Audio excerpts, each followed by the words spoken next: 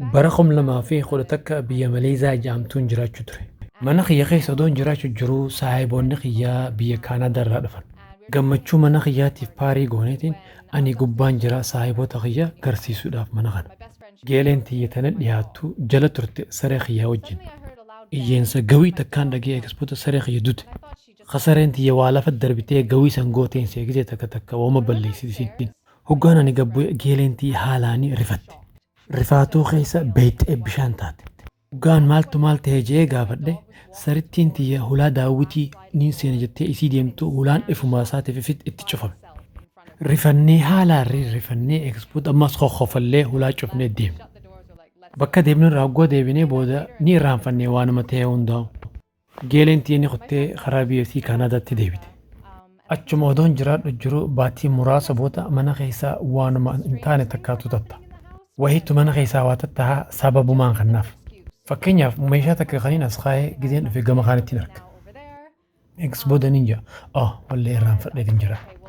Kilaasa kiyya keessa wahii qofa odoo wanni takka illee hin tuttuune waan takka illee hin sosso'u. Hamma baatii afurii booda halkan takkaniin dhufee kilaasa kiyya keessaan seenee eegas booda saree tiyyaas kilaasa isii keessaan kaa'ee. Kilaasa kiyya keessa seenee anaa hirribaaf qophaa'uu jiru tirakni alaa qabataan arge. Eegas booda tiraka san dhaamsuuf hin gabbee niin dhaabse. Wahuma takkaatu qoma na qabate yookiin qoma na seene. Amma duraas wanni akkanaa natti tahee ture. Eegas booda ninji ani waaniin ATST ta'eef jecha waan takkatti illee wanni hin amanneef jecha wanni kuni jinniidhaa jeetiin hime ifitti. Eegaa akkasuma qoma kiyyatti waan qabate booda dimii takkaan dhage iyyeensa takkaan dhage daranaan rifadhe. Haalaanin rifadhe ammoo hin beeku iyyeensi sun bakka irraa dhufu. Kanumaan beeku na fakkaata tuqaan sunii fi iyyeensi sun bakka irraa dhufu. Eegas booda dafee tiraka dhaamsatiin kilaasa kiyya seeneetiin hulaa cufe. Hoggaan garagalee humaatu hulaa kiyya dim godhee dhahee hulaan haalaanii sossoote. Onneen tiyya rifaatuu keessaa qomarraa gara na buuteetiin haalaanii baaragi. Waan suukanneessaa hedduu waan akkanaatiin dhufe guzee takka faa kaniin du'uunse. Rabbiin itti baqadhuus hin beeku hin qabu ani rabbittis hin amanu duraan.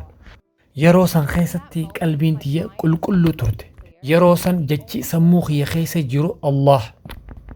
Yaada takka malee yeroo san nin je yaa Allah yoo ati jiraatte yaa Rabbi na sattariin je. Hin beeku maali wanni kunis maal akkanarraa barbaadus hin beeku. Eegas booda sareetti irratti hin beerafuudhaaf hirribni nan fudhanne waan sodaadhee jiruuf jecha. Eegas booda koompitara kiyyatti waa baneetiin eegas booda daqiiqaa 5 booda ni rafee. Ganama isaaniin kee ani nama waa xinxilee ilaallu tokko. Wanni galgalatee haalaanii na yaachise na shakkisiise yaada guddaa na naqe itti yaade. Sireetti irra taa'eetiin waan galgalatee hunda jalaa gubbaa yaaduun calqabe.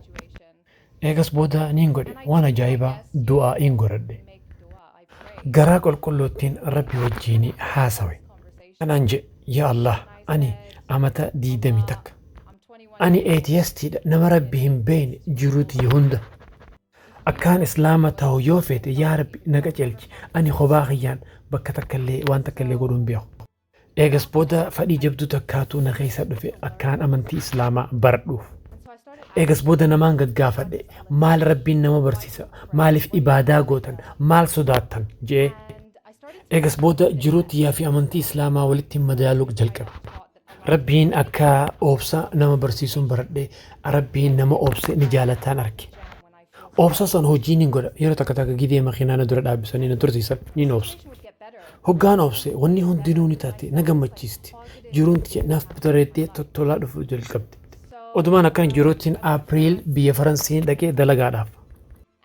Eegas booda dhugaatiin dhiise farshoon hin dhiise waan ajaa'ibaa baatii takka odoon amantii islaamaa hin fudhanne duraan dhiise. Diliin xixiqqoon tunii booda dilii gurguddoodhaaf na gargaarte jeetti yaadde inshaallah Rabbi wajjin. Hammaan amantii islaamaa fudhadhu Rabbi wajjin. Hoggaa soomanni Ramadaanaa dhufee saahiboonni kiyya hoggaa duraan akka gaartii islaama ta'an illeen gideessan haalaanii islaama ta'an. Hoggaa kaan ibaadaa hin goone soomana keessa ibaadaan jabaata. Eegas booda nin jee Ramadaana keessatti islaama ta'uun yeroo bareedaa jeetiin itti. Yoo nin godhe harka 100 guutuutti islaama ta'ee godha yoo kifirraa hin dhiisaan jedha. Akkaataa itti salaata sagadan koompiterarraa waraqaa irratti pirintii godhadhe. Hijaabaan uffadhe hogguuniin soomanee hogguu quraana raayin suuraa qaraa.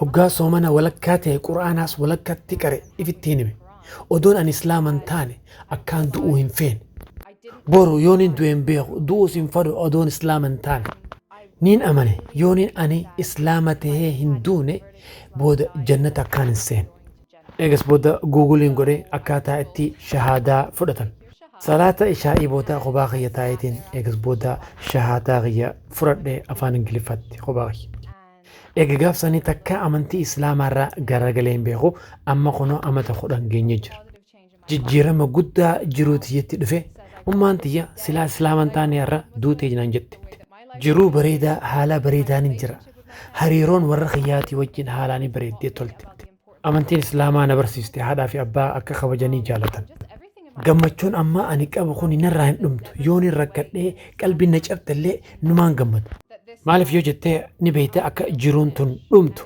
akka jiruu tana jiraachuuf miti ka uumamne jiruu tana haala gaariin ibaadaadhaan jiraachuudha jiruu zalaalam jannata keessatti akka jiraachuudhaaf jecha